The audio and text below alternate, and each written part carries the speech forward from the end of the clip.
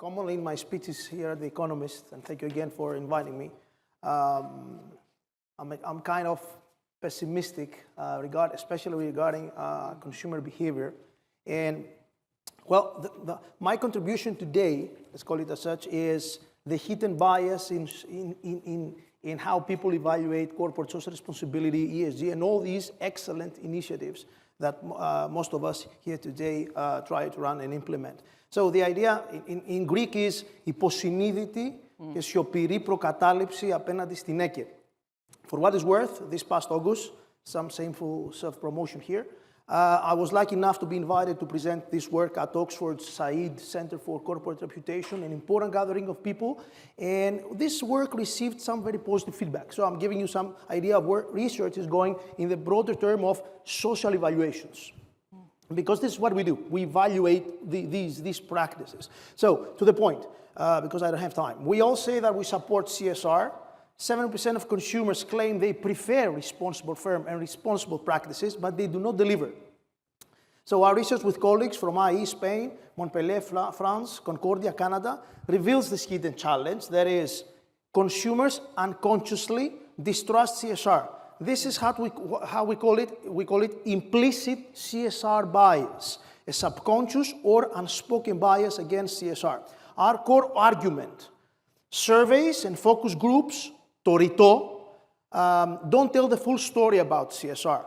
They are filtered by they are inflated by social desirability bias. So, in our CSR measurement toolbox, when we're evaluating all these elements in order to adopt them behaviorally, we also need to add implicit, unfiltered CSR measures. This might get to you a bit technical, but anyway, the thing is that the most widely used tool to measure those evaluations are implicit association tests. And these are used to measure implicit racial stereotypes. These are computerized reaction time experiments that reveal how strongly concepts are automatically and unconsciously are associated in memory. So across 7 studies, we find this implicit CSR bias, and that's the key contribution. People automatically, unconsciously link CSR with selfish motives, which reduces brand trust, although they might say otherwise.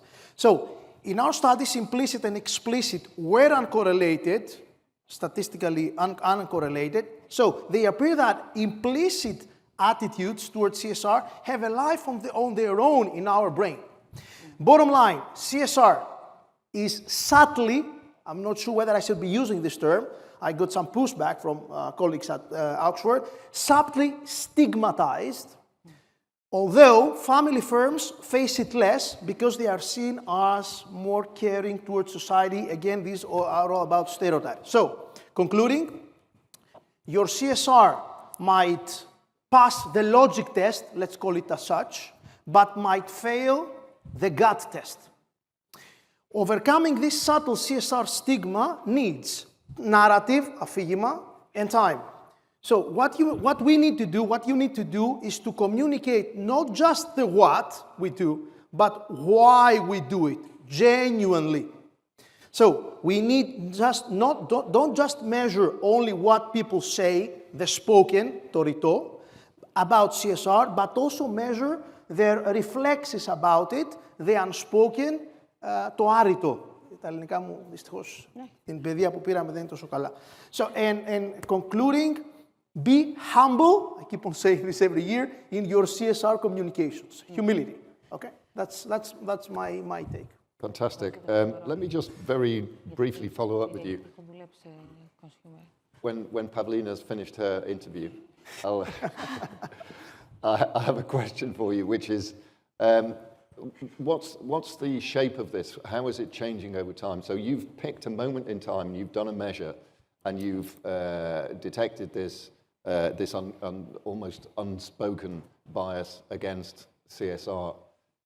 How is that changing? Because my sense is that people need permission to express their dislike for CSR, and that permission is being granted more and more in our society. I think I have some positive news about it. We find that it is improving, but we are still on the negative side. okay? It is improving, and obviously all those corporate scandals, okay, do not really help, because again, this implicit CSR stigma is driven by the automatic negative stereotype that we have about the for-profit firm.